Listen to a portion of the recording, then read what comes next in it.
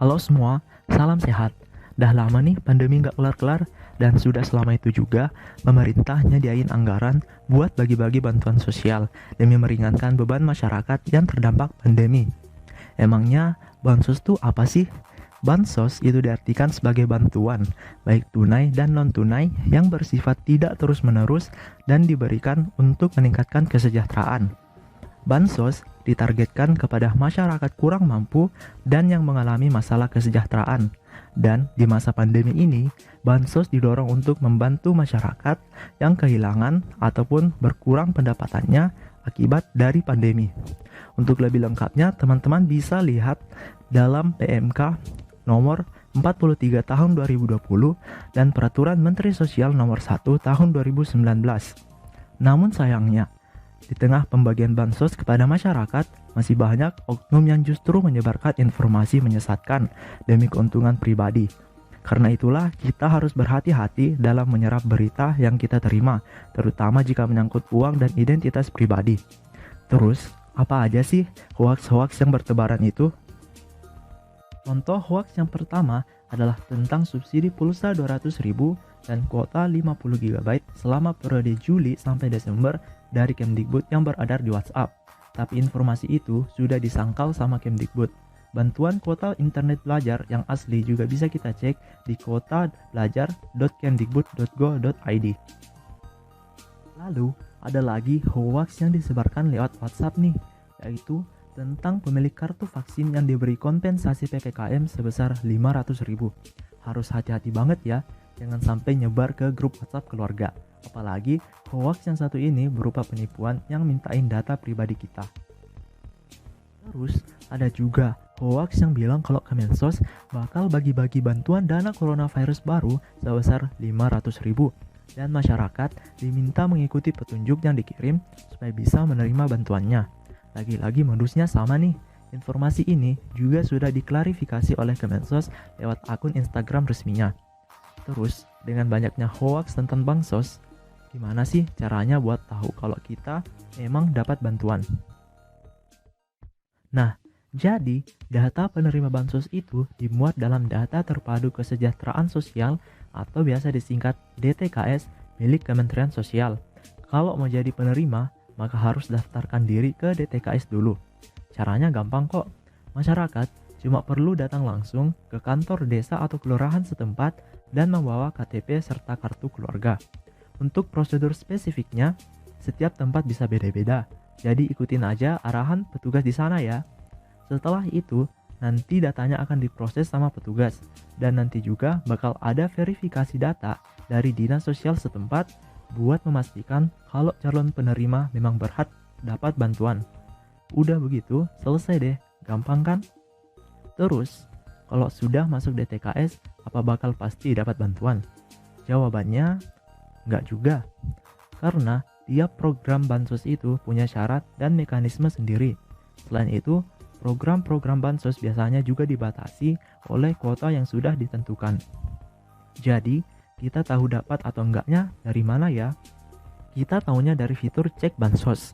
Setiap jenis bansos punya situs sendiri buat ngecek daftar penerimanya. Tapi pada kesempatan ini, kami bakal jelasin tentang bantuan yang paling ditekankan sama pemerintah, yaitu bantuan tunai. Untuk itu, kita bisa mengunjungi situs cekbansos.kemensos.go.id, lalu masukkan data tempat tinggal kita di kolom yang sudah disediakan. Kemudian masukkan nama sesuai KTP, dan isi kode CAPTCHA sesuai yang tertera dalam kotak. Setelah itu klik cari, jika nama kita ada, berarti kita sudah terdaftar jadi penerima. Nah, berikut ini ada tampilan dari situs cek bansos tadi nih teman-teman. Bisa dilihat sendiri ya. Lanjut, setelah terdaftar jadi penerima, sekarang tinggal tunggu penyaluran sama pencairan. Di sini, prosedur untuk bantuan tunai dan non-tunai beda ya, tapi kita akan fokus ke yang tunai.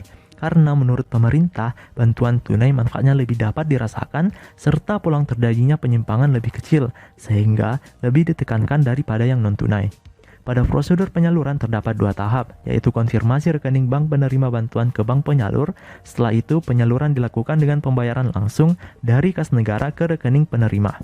Lalu untuk pencairannya, pertama-tama dipastikan dulu bahwa penerima sudah terdaftar dalam DTKS dan menerima surat pemberitahuan pencairan bansos tunai dari Ketua RT atau RW. Pencairan ini dilakukan di tempat yang sudah ditunjuk sebelumnya, seperti kantor lurah atau desa ataupun kantor pos. Penerima harus datang ke lokasi sesuai jadwal dan membawa dokumen yang diminta seperti surat pemberitahuan pencairan, KTP dan fotokopinya, serta kartu keluarga dan fotokopinya. Dalam pencairan, penerima tidak boleh diwakilkan oleh orang lain ya, jadi harus datang sendiri. Kalau sudah semua, tinggal tunggu giliran dan jangan lupa dokumen yang dibawa tadi ditunjukkan ke petugas. Lalu, selain isu-isu hoaks yang dibahas sebelumnya, ada lagi satu tantangan dalam penyaluran bansos ini teman-teman, yaitu kecurangan atau korupsi. Lantas, kok bisa terjadi sih dan apa saja upaya pencegahannya? Menurut KPK, ada 4 titik rawan korupsi dalam penanganan COVID-19, yaitu pengadaan barang dan jasa, filantropi atau sumbangan pihak ketiga, realokasi dan refocusing anggaran COVID-19, serta penyelenggaraan bantuan sosial. Untuk bantuan sosial sendiri, titik rawannya adalah fiktif, inclusion dan exclusion error, serta kualitas dan kuantitas. Rawannya penyalahgunaan bansos ini juga dibuktikan oleh KPK, di mana pada bulan Juli tahun 2020 terdapat 621 keluhan terkait penyaluran bantuan sosial. Kasus-kasus korupsi bansos ini dapat terjadi karena adanya kelemahan pada 2 aspek, yaitu database serta pengawasan dan audit. Untuk mengatasi permasalahan ini, dibuatlah sistem informasi berbasis web yang bernama Sipansos yang berisi pengelolaan informasi, penyaluran, dan pelaporan bantuan sosial. Sipansos memiliki 4 fitur utama. Yang pertama adalah info bansos yang memungkinkan masyarakat mengecek informasi tentang penerimaan bansos karena sudah terhubung dengan DTKS. Lalu ada tracking bansos yang memungkinkan masyarakat untuk mengawasi status bansos yang akan mereka terima. Dengan layanan ini, kita juga bisa tahu apabila ada hambatan atau proses yang tidak wajar seperti pengurangan nominal bantuan. Untuk itu, Sipansos juga menyediakan layanan lapor bansos, seandainya saja kejanggalan tersebut dapat dideteksi. Terakhir, ada juga layanan warning bansos yang dikhususkan kepada petugas penyalur bansos apabila bansos belum diberikan kepada masyarakat melewati jangka waktu yang telah ditentukan.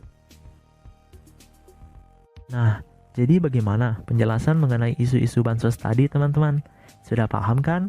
Kalau sudah, berarti bisa dong ikut menyukseskan penyaluran bantuan sosial di Indonesia. Yuk, mari kita bergotong royong agar Indonesia terlepas dari pandemi COVID-19. Atas perhatiannya, kami ucapkan terima kasih. Salam sehat.